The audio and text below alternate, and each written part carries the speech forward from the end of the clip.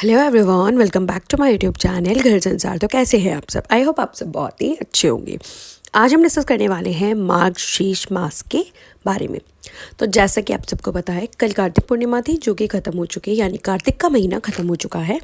आज से हमारा मार्गशीर्ष मास, जिसको हम अगहन मास भी कहते हैं, वो स्टार्ट हो चुका है।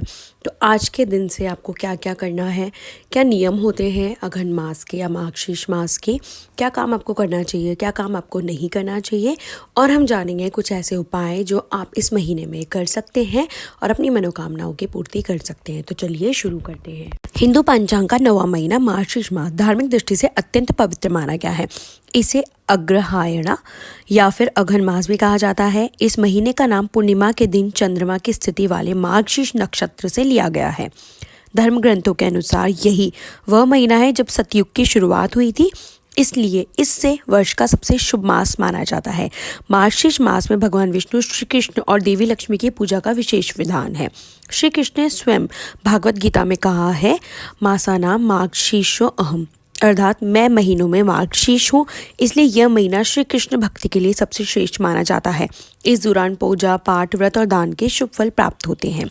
पंचांग के अनुसार मार्गशीर्ष मास की शुरुआत 6 नवंबर 2025 से होगी और इसका समापन 4 दिसंबर 2025 को होगा। इस पूरे महीने में स्नान, ध्यान, दान और सत्संग का विशेष महत्व रहता है। आइए जानते हैं आप मार्गशीर्ष मास में क्या कर सकते हैं। प्रतिदिन विष्णु सहस्त्रनाम, भगवद गीता और गजेंद्र मोक्ष स्तोत्र का पाठ करें। भगवान श्री कृष्ण, श्री हरि विष्णु और माता लक्ष्मी की आराधना करें। स्नान के बाद पितृ तर्पण और ब्राह्मण भोजन कराना शुभ होता है। सात्विक जीवन शैली अपनाएं और दूसरों की सहायता करें। मार्गशीर्ष मास में क्या नहीं करना चाहिए? इस महीने में मांस, मदिरा, प्याज, लहसुन और बासी भोजन से परहेज करें। जीरा, मूली, बैंगन जैसी वस्तुओं का सेवन न करें। सूर्यास्त के बाद झाड़ू लगाना, नाखून काटना, झगड़ा करना वर्जित है।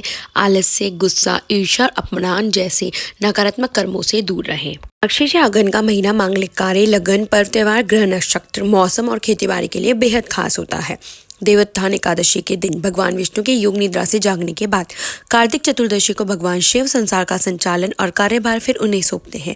मार्गशीर्ष का महीना तुलसी माता के पूजन के लिए भी शुभ माना जाता है। धार्मिक मान्यता है कि इसी मास में देवी तुलसी की उत्पत्ति हुई थी, इसलिए इस माह में तुलसी पूजा का फल अत्यंत गुना बढ़ जाता है। मार्गशीर्ष या अगहन के पवित्र महीने में किए गए शुभ कार्य पापों को नष्ट कर सुख, समृद्धि और मोक्ष के द्वार खोलते हैं। धार्मिक मान्यता है कि इस काल में विशेष पूजा, दान और भक्ति करने से जीवन में हर तरह की बरकत आती है। आइए जानते हैं 5 उपयोगी काम मार्गशीर्ष मास में श्री कृष्ण को अत्यंत प्रिय है।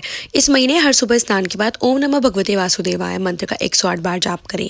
ऐसा करने से मन की शुद्धि होती है, पापों का क्षय होता है और जीवन में शांति और सुख समृद्धि आती है। इस महीने तुलसी माता की विशेष पूजा करने का विधान है। तुलसी के पास दीपक जलाएं, जल अर्पित करें और तुलसी स्तोत्र का पाठ करें। इससे घर में सकारात्मक ऊर्जा बढ़ती है, आर्थिक स्थिति मजबूत होती है और माँ लक्ष्मी की कृपा बनी रहती है। अगहन मास में किया गया दान 1000 गुना फलदायी माना गया है।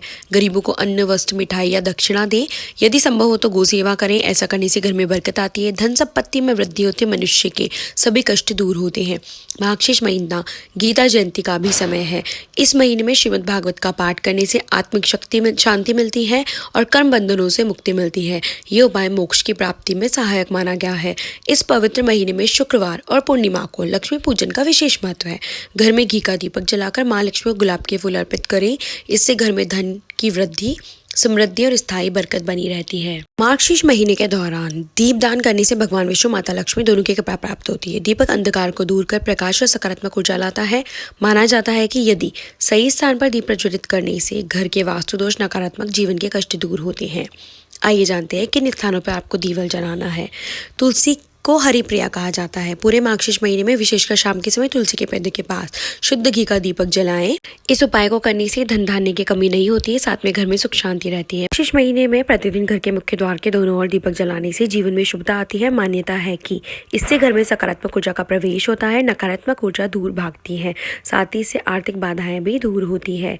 इस दौरान पीपल के वृक्ष के नीचे दीपक जरूर जलाना चाहिए। पीपल में सभी देवी देवता और पितरों का वास माना गया है। कहा जाता है पीपल के नीचे दीपदान करने करने से पितृदोष शांत होता है, भाग्य मजबूत होता है। मार्गशीर्ष महीने में मंदिर में जाकर दीपदान करना मोक्षदायी माना जाता है। कहा जाता है इस दौरान भगवान विष्णु या श्री कृष्ण के मंदिर में दीपक जलाने से सभी पापों का नाश होता है और वैकुंठ धाम की प्राप्ति होती है। इसमें न सिर्फ लक्ष्मी नारायण बल्कि सूर्य नारायण की पूजा का भी विशेष पुण्य फल प्राप्त होता है। ऐसे में प्रतिदिन स्नान के बाद सूर्य देव को विशेष रूप से अर्घ्य दे तथा दैनिक पूजा में भी श्री कृष्ण के मंत्रों का जप या फिर गीता और विष्णु सहस्त्र नाम का पाठ करें। मार्गशीर्ष मास को पितरों की पूजा के लिए भी उत्तम माना गया है।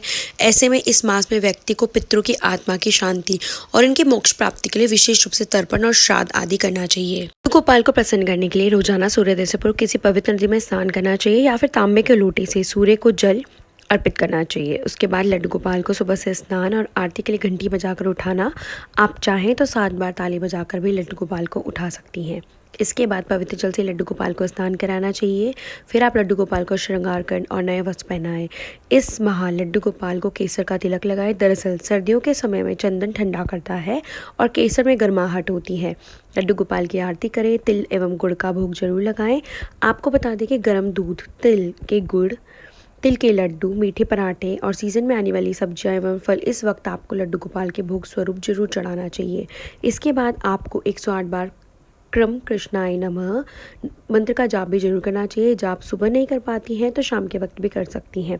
पूजा के बाद 10 मिनट के लिए लड्डू गोपाल को सूर्य की किरणों में ले जाएं। फिर उन्हें सुलाकर शाम को 4 बजे दोबारा आरती करें और भोग लगाएं। फिर लड्डू गोपाल की आरती रात को 8 बजे करके बाल गोपाल को सुला दें। आप ये पूरा नियम मार्गशीर्ष महीने में करेंगे तो आपको विष्णु भगवान की पूजा का फल जरूर मिलेगा। महीने में श्री कृष्ण को पीले फूल, तुलसी पत्र, मक्खन बहुत प्रिय है। प्रत्येक दिन या गुरुवार को भगवान को तुलसी पत्र मक्खन का भोग लगाएं। घर में सुख शांति और समृद्धि आती है। मान्यता है कि तुलसी को बिना श्री कृष्ण की पूजा अधूरी मानी जाती है, इसलिए हर पूजा में तुलसी पत्र अवश्य चढ़ाएं। भगवान श्री कृष्ण ने स्वयं कहा था कि जो व्यक्ति इस मास में यमुना स्नान करता है उसे सहज दिव्य कृपा प्राप्त होती है। अतः प्रतिदिन सूर्योदय से पूर्व गंगा, यमुना या किसी पवित्र नदी में स्नान करें। यदि संभव न हो तो जल में तुलसी पत्र डालकर स्नान करें और ओम नमो भगवते वासुदेवाय का जप करें। इस माह में विष्णु सहस्त्र नाम, श्रीमद् भागवत गीता या फिर गजेंद्र मोक्ष स्त्रोत का पाठ करना अत्यंत शुभ है। इससे मन की शांति, पापों का क्षय, आध्यात्मिक जागरण होता है। प्रतिदिन शाम को तुलसी माता के पास देशी घी का दीपक जलाएं। भगवान विष्णु की पूजा में तुलसी दल अर्पित करें। इससे घर में सुख शांति और समृद्धि का वास होता है। महीने में जो साधक तुलसी की लकड़ी को घिसकर भगवान को तिलक लगाते हैं वह 100 जन्मों के पापों से मुक्त हो जाते हैं। इस जन्म में उचित उपायों से अपार धन कमाते हैं। अगर आपको वीडियो जानकारी अच्छी लगी हो तो वीडियो को लाइक कीजिए और ऐसे ही और वीडियोस देखने के लिए मेरे चैनल को सब्सक्राइब कीजिए। Thank you for watching. Shri Hari Vishnu.